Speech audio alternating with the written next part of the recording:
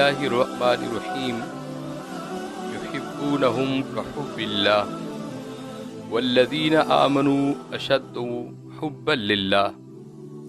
حضرات گرامی قدر، آج کا موضوع ہے محبت الہی اور اس کی چاشنی۔ محبت الہی کیا ہے اور اس کی حلاوت کیا ہے؟ قرآن کریم فرقان حمید کا پارہ نمبر 2 ہے اور آیت نمبر 165 ہے۔ خالق کائنات نے فرمایا کہ جو بندے مجھ سے محبت کرتے ہیں میں ان سے محبت کرتا ہوں، جو مجھ سے الفت کرتے ہیں میں ان سے الفت کرتا ہوں، جو میری طرف چلتے ہیں میں ان کی طرف چلتا ہوں،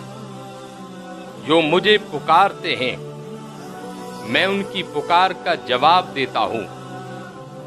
اشد حبا للہ، کہ میں ان سے شدید محبت کرتا ہوں۔ دوسری آیہ ہے کریمہ میں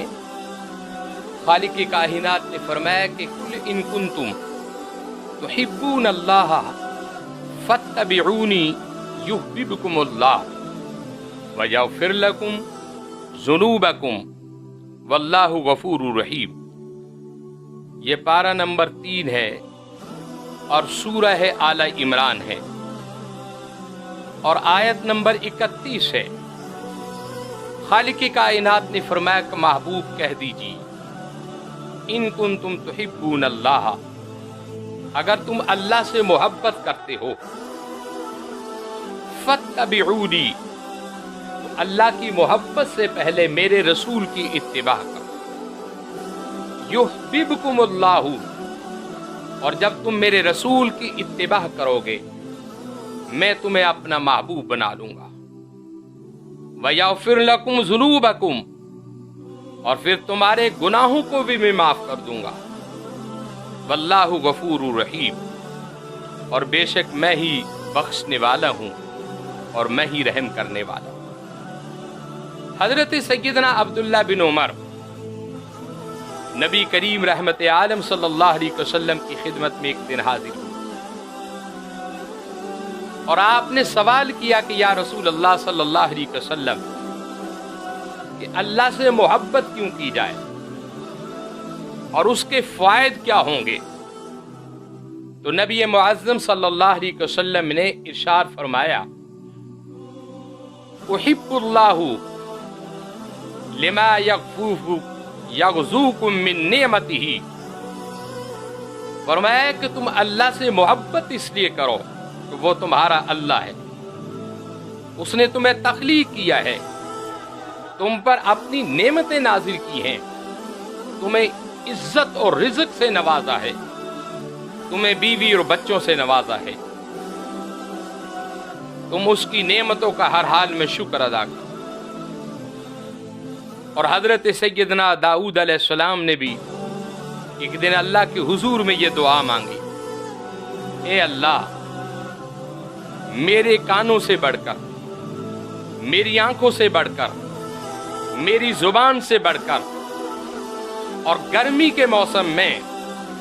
ٹھنڈے پانی سے بڑھ کر، مولا دنیا کی ہر نعمت سے بڑھ کر میں تجھ سے زیادہ پیار کرتا ہوں، اس لیے کہ میں تیرا بندہ بھی ہوں اور تیرا پیغمبر بھی۔ حضور نبی کریم رؤوف الرحیم صلی اللہ علیہ وسلم کی تعلیم سے یہ ثابت ہوا کہ اس سے محبت اس لیے کرنی ہے، اس نے ہمیں تخلیق کی، اس نے ہمیں بنایا ہے اور اتنی نعمتوں سے ہمیں نوازا ہے۔ زبان اس کی نعمت ہے، آنکھیں اس کی نعمت ہے، کان اس کی نعمت ہے، ہاتھ اس کی نعمت ہے، پیر اس کی نعمت ہے، دل اس کی نعمت ہے، صحت اس کی نعمت ہے، بیوی اس کی نعمت ہے، بیٹے اس کی نعمت ہے، بیٹیاں اس کی نعمت ہے، گھر اس کی نعمت ہے، کاروبار اس کی نعمت ہے۔ اس نے اتنی نعمتوں سے ہمیں نوازا ہے، تو اب بندے کا حق یہ بنتا ہے کہ اس مالک سے پیار کرے، اس مالک سے محبت کرے اور ایسی محبت کرے کہ انسان کی نس نس میں اس کی محبت جو ہے وہ کوٹ کوٹ کر بھری ہو۔ اور حضرت امام غزالی رحمۃ اللہ علیہ سے کسی نے پوچھا کہ محبت کیا ہوتی ہے، تو آپ نے فرمایا کہ لوگوں کہ جس تن اور من میں محبت الہی ہوگی، قیامت والے دن وہ جسم اس طرح چمکے گا جس طرح 14ویں کا چاند چمک رہا ہوتا ہے۔ اور محبت الہی اور عشق الہی جس تن اور من کے اندر بھی چلا جائے تو رب ذوالجلال کی قسم ہے، اگر اس کو نمرود کی آگ میں بھی ڈال دیا جائے تو اس کے عشق کی وجہ سے نمرود کی آگ بھی ٹھنڈی ہو جاتی ہے۔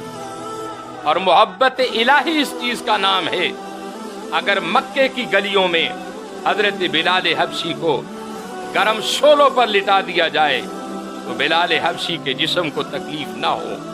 اس کے سامنے اللہ کے جلوے ہیں، وہ محبت الہی کے اندر گم ہے، پھر بھی اس کی زبان سے اللہ کے نعروں کی صدا آ رہی تھی۔ اور محبت الہی اسی چیز کا نام ہے کہ حضرت زکریہ پیغمبر جیسی ہستی کو سر سے لے کے پیروں تک چیر دیا جائے لیکن اف نہ کرے وہ پیغمبر خدا، اور یہی کہے کہ مولا جو تیری رضا وہ میری رضا ہے۔ اسی کا نام تو محبت ہے۔ اور جس جسم میں، جس تن میں، جس من میں محبت الہی ہوگا، دنیا اس تن اور من کو غیر نگاہ سے نہیں دیکھ سکتی، جب بھی اس تن اور من کو دیکھے گی محبت الہی کی نگاہوں سے دیکھے گی۔ اور محبت الہی ایک ایسا تحفہ ہے کہ انسان کو غیرت مند بنا دیتا ہے، کہ جس دل کے اندر اللہ کی محبت ہوتی ہے غیر اس دل کے اندر جاتی ہے نہیں مار سکتی۔ حضرت عبداللہ بن مبارک کے بارے میں آتا ہے، ابھی آپ نے توبہ نہیں کی تھی، ساری ساری رات کسی عورت سے عشق کرتے اور اس کے دروازے پر کھڑے ہو کر سوراخوں سے دیکھتے رہتے، کبھی اس کی جھلکیاں دیکھتے، کبھی اس کا چلنا دیکھتے، کبھی اس کا سونا دیکھتے، کبھی اس کا بیٹھنا دیکھتے۔ حضرت عبداللہ بن مبارک کے بارے میں آتا ہے کہ ایک رات، ساری رات آپ دروازے پر کھڑے رہے، عشاء کی نماز بھی گزر گئی، نماز تہجد بھی گزر گئی، صبح فجر کی اذان ہو گئی وہ بھی گزر گئی، اور عبداللہ بن مبارک دروازے پر کھڑا ہوا ہے،